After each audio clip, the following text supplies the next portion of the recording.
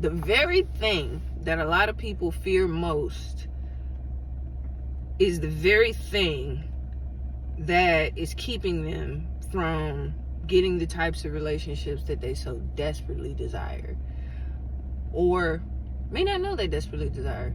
But some people are okay with sitting on the surface, or maybe they've convinced themselves of that for so long that they are okay with it. But for those of us that desire deeply connected relationships that are beyond the basics of going out, doing stuff, you know what the fuck I'm talking about, going shopping together, going to parties together, going out to eat together. Those things are cool, don't get me wrong, but those people that you can share parts of your soul with, those types of relationships, the very thing that most people are afraid of doing is keeping them from getting those types of relationships. And that thing is being seen for who you are, in full, as your true self.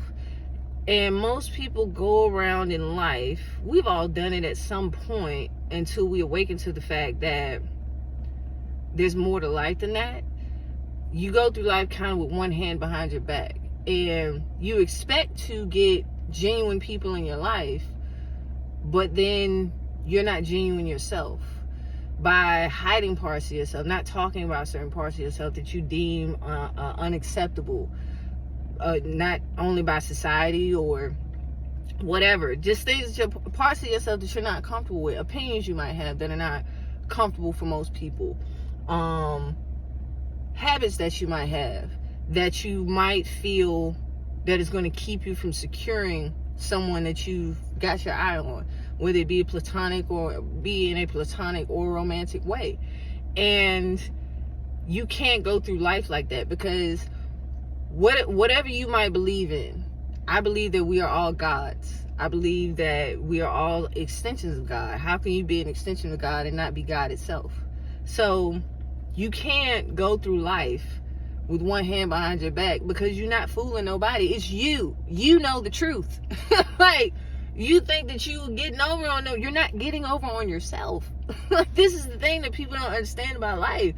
It's like, you think that you can keep one hand behind your back, and it's like, well, I'm going to hide these aspects of myself. Perfect example is when people go out on first dates.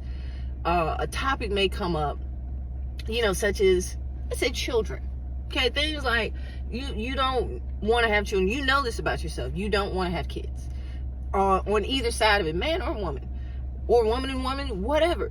You don't want to have kids, but you don't want to divulge that information on the first day, because you could lose this person being a part of your life. But how do you think that's going to work out down the road? So many relationships, people have just keep going and going instead of having these conversations that should have been had in the first 30 days of meeting each other. Really, in the first week, if you keeping it funky. Plenty of time, plenty of opportunities to get out the truth of who you are and tell this person what they're actually dealing with. Instead, you see a benefit that you want because you might like other aspects of this person, and you don't want to lose out on those aspects, so you're going to hide this particular aspect so that you can get your benefit. You're not being a good person, okay? That's not being a good person. I don't understand, people don't get that. It's like, and then they wonder why there's chaos further once they get into the relationship, because now all of these layers are being peeled back, because you can only pretend for so long. And now the truth of who a person is really starting to come out. And then there's the battle, because it's either you continue to hide those parts of yourself to keep the peace, but it's not really, because you're raging on the inside. You are in inferno internally, but you tell yourself to keep the peace. You either double down on trying to repress these parts of yourself, or you let them all hang out, and you just keep letting them all hang out, and the relationship is going to fizzle out. It's going to end. And that's not necessarily a bad thing, because if you are in your truth and that causes any sort of relationship friend, lover, work related, whatever, if staying in your truth causes something to break down and dissipate, that's not a loss. That's not a loss. That is, but you also have to be in a place of knowing within yourself and understanding how all this shit works. Again, it goes back to scarcity. If you have a mindset that things out here are scarce, you're going to hold on to and try to cling to situations because you don't have trust in knowing in yourself to recreate that situation again, and also recreate it from a place of truth this time, because life is going to continuously give you opportunities to go deeper into your truth, and it's going to cause chaos. It's going to cause things, and the chaos isn't bad. The chaos is in the sense of you come here to learn how to trust yourself deeper and deeper and deeper and deeper. And as you journey in life, things that kept you comfortable are going to have to go away for you to go into a new place of discomfort until you learn how to deal with that level of your truth. And it just happens over and over and over again. And you're going to be called to do that multiple times throughout your life. And so you have to continuously peel these layers back to see the truth of who you are. But you can't go through life hiding parts of yourself, expecting genuine connections to come from that. That's just not how it works. If you are holding your hand behind your back about something, guess what you're going to attract? Someone who's doing the same thing. It's really not, it's not difficult. This is not rocket science. What you put out is what you get back. And it's scary because you have to get over that scarcity mindset and get over the fear of ridicule, get over the fear of being alone. That's really the biggest thing. If you can learn how to be solitary, to be in total solitude with yourself, and not from a sense of I don't need nobody around me, I'm good on my own, because that's ego. That's a defense mechanism. Yes, we all need people, of course, obviously, we're humans, but you have to, there's going to be places and times in your life where you are called to sit the fuck down and be with yourself and be with your pain, and not try to give it to someone else, because that's the quickest way we try to give our pain away as humans. Go jump into a relationship because you don't want to sit with yourself. It's easier, well, at least I have someone to help me take the edge off in life. I got somebody that I can talk to. No. Can you talk to yourself? Can you talk to yourself?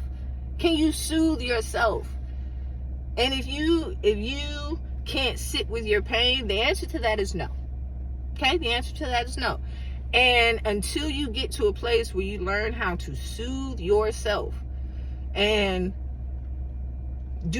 make the mature decision, when you get into those places where you are tempted to go and join up with someone because you're hurting, because you're in pain, and you don't know how to deal with that pain completely on your own, when you learn how to make the decision to parent yourself, basically, then you can join up with other people that are also doing that, and then you can enjoy each other, and there's not this weight of responsibility for someone else's stuff.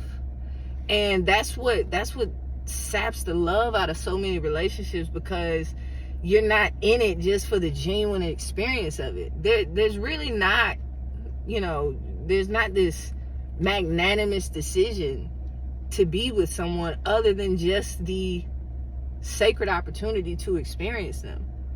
That's it.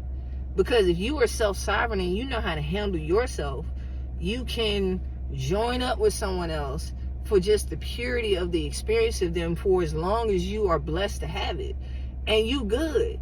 You're not sitting in a place of fear like, oh, they're going to leave me. What am I going to do with myself? Because you're taking care of yourself. You know how to deal with yourself. You know how to handle your ecosystem. And that's what creates the most beautiful relationships. But again, in order for you to get those types of relationships, you have to show yourself.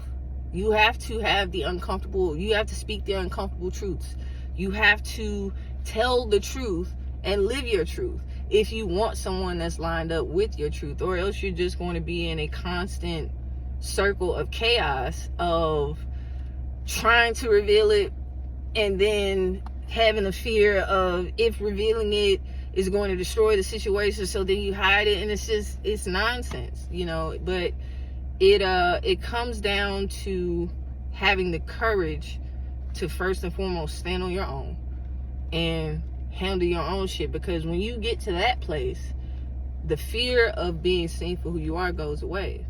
But that's the internal work. And I'm gonna do longer sessions about these topics, but I just like to do little tidbits as I have downloads and I have things that come to my mind. I just like to do little tidbits, and that'll be my general thing on regular content. But I'm gonna do consistent deep dives that are like way longer than this. But that's the basic point. Become self-sovereign, then you can reveal your actual truth, and then you can get the types of people in your life that are lined up with your heart and your soul, instead of being on the surface of what you show so that you can get a benefit. That's all I got. Till next time, folks. Till next time.